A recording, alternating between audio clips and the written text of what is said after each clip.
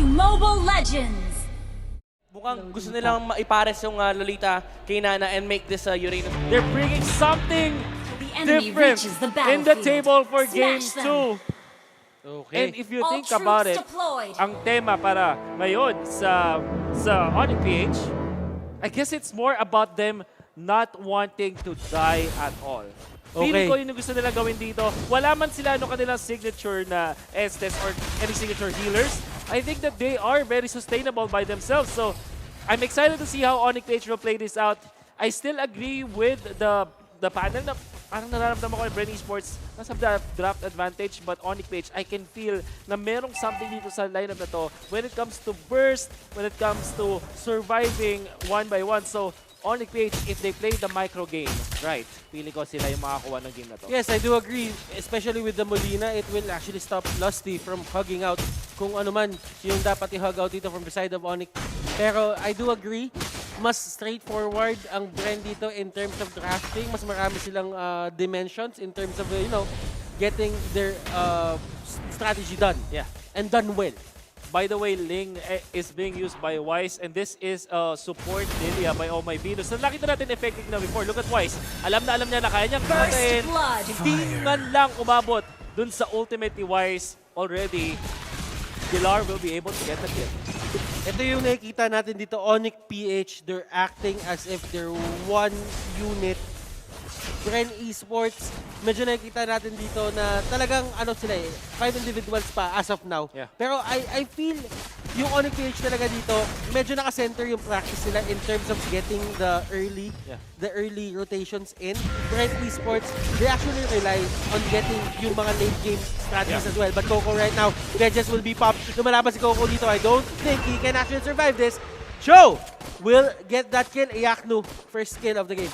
Well, you can see the kind of offense na ginagawa dito ng overall ng ONIC-PH. They are relying on yung map movements nila. It seems like meron silang arrival pero wala naman silang arrival. Like Wise, yung pag-jump niya sa walls dito, from top to bottom siya bigla. I think that's very interesting to see.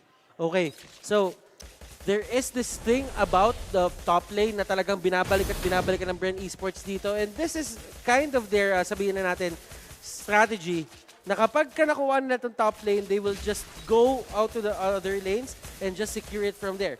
And okay, ONIC, on the other hand, they know of this.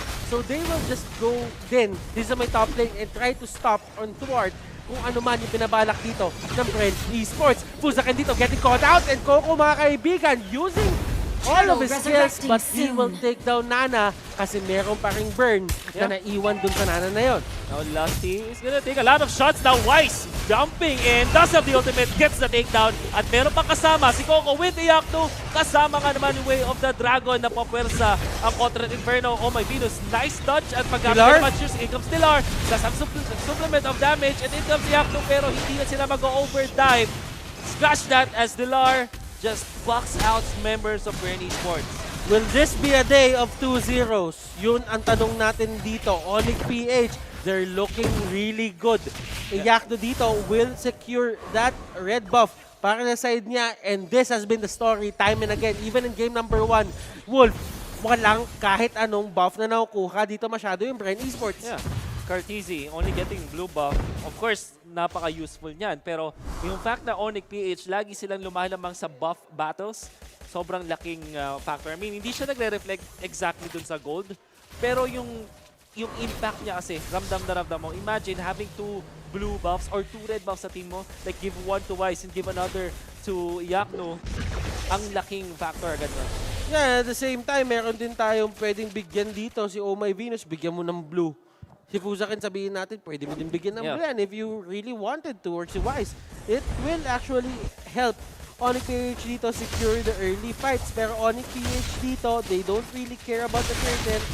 BREN Esports, that will be their first victory in terms of objectives dito sa game na to. Gusto ko yung movement na yun para sa BREN Esports is the right thing to do when you're behind. Pero tatag na si Coco, kaya mang mag-ultimate mo ang hindi na pinayagan. Coco finally will be able to pop the contra Inferno, but I guess it should be over. Killing spree finally for Wise. It took a long time pero maganda yung pagkaagamit ng layering dito ng crowd control ng ONIC-PH. That was a very good move coming out from ONIC-PH. Etong dalawang core nila dito, si Wise at si Iyaknu, talagang komportable sila kumuha ng kills. And hindi sila nag-hold back in terms of using that potential na meron yung mga heroes sila. BREN Esports on the other hand, they are just trying to funnel etong ginagawa ni Few ngayon. Yes, the double marksman combination isn't really dying as much. Zero death sila dito. But still, the fact remains na you're not doing anything proactive sa may mapa. Exactly. Tamang-tama sinabi mo nga kaya Butters. Yung presence ng Ling para sa ONIC-PH, coupled with the start, pag tinignan mo yung farm ni Carl TZ at if you dito, nasa 2K lang, almost 3K lang, pero 4-5 up na si Iyaknu at si Wise. Makikita mo na dahil sa threat ng Ling, yung Kimi mo na dapat paikot-ikot sa mapa kumukuha ng Torre, nasa taas lang all this time. And now Lusty gonna be caught and there's the kill. Syempre, ONIC-PH will secure that 6-1 once again. Parang yung game 1 lang. ONIC-PH very consistent in their showing dito sa ating 2 games. ONIC-PH, can they stop this right now? BREN Esports, they're actually trying to find kung ano man yung dapat nilang masagot dito. Tignan mo yung farm. Butters, 3-5 lang yung dalawang marksmen ng BREN Esports. Samantalang ONIC-PH, 5K on the Ling. Show with 3-8. Iba yung epekto ng lineup dito ng ONIC-PH. BREN Esports cannot find the farm. And it's not even about the Ling anymore. It's about the Cho na out of nowhere, pwede kang sipain and just get the kill from there. And this is the pick of potential na ayaw mo makita pag naka-double marksman setup ka. Yeah, it's all about the threats, right? Kasi ang maganda sa double marksman, pag nakapag-farm yun, malakas talaga sila. Malakas talaga. Pero pag hindi ka makahanap ng pwesto sa pag-farm, Tukaluge, Turtle, taken by BREN Esports, they jump in with Lusty, Puzakin, popping the passive. Ling finally shut down by BREN Esports. And this is the big break that they have been wanting for the past 6 minutes. And that is going to be the first turret for the side of BREN Esports. At least, that is the second one. At least they are getting yung objectives na hinahanap nila dito and they will go straight for the second turret. This is going to be a very aggressive move. Pero nandito sa likod si Dillard. Dillard just tanking everything up. And dalawang marksman niya hawak-hawak niya and Few using that Death Sonata dashes to get away. Nakikita din natin dito yung slight weakness ng ONIC-PH lineup. They don't have the best initiation. Siyempre, meron silang choke, pero hindi naman din laging nandun sa laban si Iyaknu for that initiation. Dilar with this Uranus, medyo na-expose yung main weakness, which is wala kang instant na initiations. But in terms of like overall map control, nakaka-abante pa rin dito yung ONIC-PH. I would dare say, BREN Esports, if they keep doing this, makakuha sila ng magandang advantage. Like killing off Puzakin, really good for the team. Now Lusty, happy to tank the damage, honestly. At makakabagbak lang.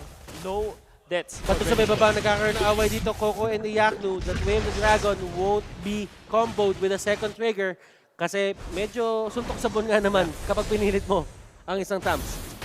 Without the Wave the Dragon, syempre hindi mo kaya patayin. I don't think na kaya din patayin pa at this point ng isang Cho ang Tams, even with the advantage. Need more people in there. Now Lusty going for Oh My Venus, and I think you're Black Shoes gonna be used. Pero okay lang, patay pa rin naman. Wise threatens from up above, pero hindi na nila itutuloy. Literal na Black Shoes ni Knock Shoes. Oo. Black Shoes na mga Knock Shoes. Knock Shoes, right?